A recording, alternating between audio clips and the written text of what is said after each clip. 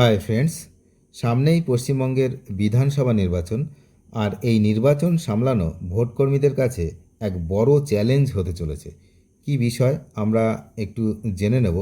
তার কারণ এই মুহূর্তে ভোটকর্মীদের জন্য নতুন নতুন নিয়ম, খাবারের টাকা এবং বুথের যে পরিকাঠামো, এই সব নিয়ে কিন্তু এক গুচ্ছ নির্দেশিকা জারি করা হয়েছে। যারা আপনারা ভোটকর্মী তাদের জন্য খুবই গুরুত্বপূর্ণ এই ভিডিওটি। প্রথম থেকে শেষ পর্যন্ত দেখতে থাকুন। পশ্চিমবঙ্গের যে মুখ্য নির্বাচনী আধিকারিক অর্থাৎ সিইও দপ্তর, সেখান থেকে পোলিং এবং সেক্টর অফিসারদের জন্য একগুচ্ছ কড়া নির্দেশিকা প্রকাশ করা হয়েছে।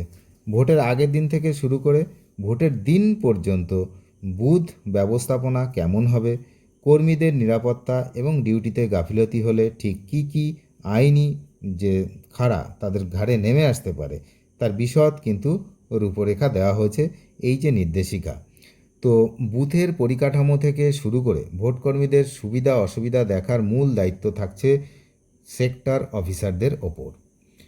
পোলিং স্টেশনের পরিশ্রুত পানীয় জল এবং ব্যবহারযোগ্য শৌচাগার আছে কি না তা নিশ্চিত করা এখন বাধ্যতামূলক। তবে শুধু পরিকাঠামো নয়, ভোটকর্মীদের ব্যক্তিগত আচরণের ওপরেও নজর রাখা হবে। খাবারের ব্যাপারে কমিশন এবার কোনো ঝুঁকি নিতে নারাজ। স্পষ্টভাবে জানিয়ে দেওয়া হয়েছে, পোলিং অফিসাররা কোনো স্থানীয় রাজনৈতিক নেতা, ক্লাব বা অপরিচিত ব্যক্তির দেওয়া খাবার গ্রহণ করতে পারবেন না। খুবই গুরুত্বপূর্ণ বিষয়।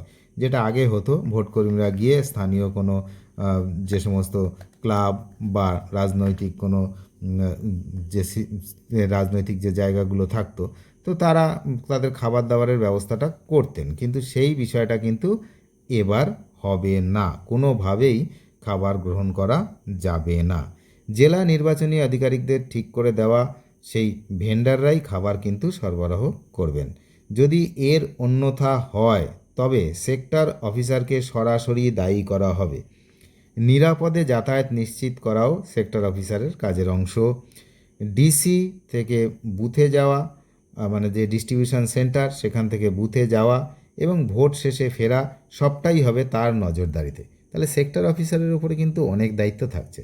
এছাড়া বুথে কোনো গোলমাল বা সমস্যা হলে খবর পাওয়ার 15 মিনিটের মধ্যে সেক্টর অফিসারকে সেখানে সরাসরি পৌঁছাতে হবে।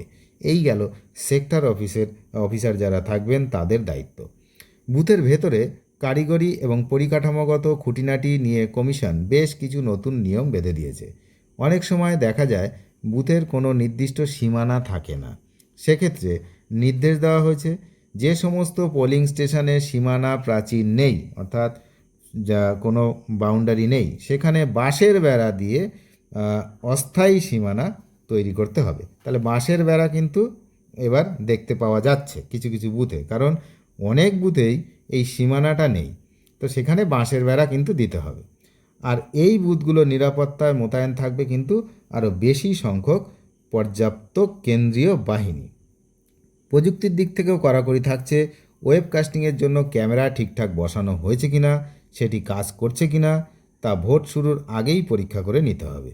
বুথের ভেতর অন্তত 6টি 3 পিন প্লাগ থাকবে, 6। তার মধ্যে 3টি থাকবে ওয়েবকাস্টিংয়ের জন্য এবং বাকি 3টি ভোটকর্মীদের মোবাইল চার্জ করার জন্য।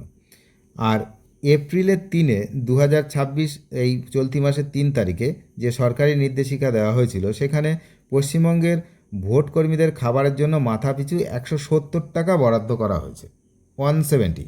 কোনো কারণে যদি প্যাকেটজাত খাবার দেওয়া সম্ভব না হয় তবে সেই টাকা সরাসরি নগদ হিসেবে কর্মীদের হাতে তুলে দেওয়া হতে পারে। বেতন বা সাম্মানিক ক্ষেত্রে নিয়ম হলো, প্রিসাইডিং অফিসাররা দিনে 500 টাকা এবং ফার্স্ট পোলিং অফিসাররা দিনে 400 টাকা করে সাম্মানিক ভাতা পাবেন।